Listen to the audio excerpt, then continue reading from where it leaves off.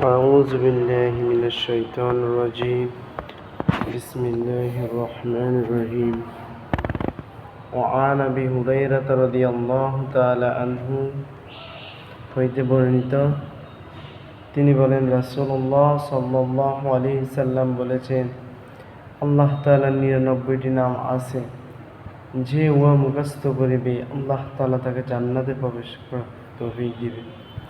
কাল কিয়ামতের দিন জান্নাতের 8টা দরজা থাকবে, যে কোনো দরজা দিয়ে ঢোকার অনুমতি আল্লাহ তাআলা তাকে দিয়ে দিবেন।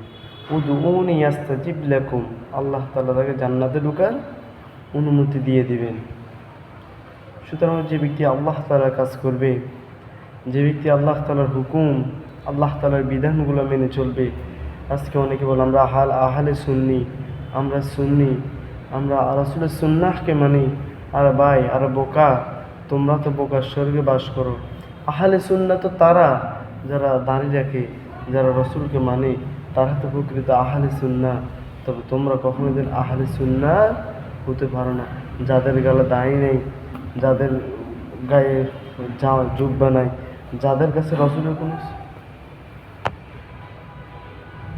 রসুলের কোনো চুন্নি নাই, তারা হলো আহলে সুন্নাহ। সুতরাং এগুলো ভুল কথা। যারা নিজে আহলে সুন্নাহ দাবি করে, তবে তার গায়ে সুন্নতে কিছুই নাই, এগুলো সুন্নাহ নয়, এগুলো রসুলকে এরা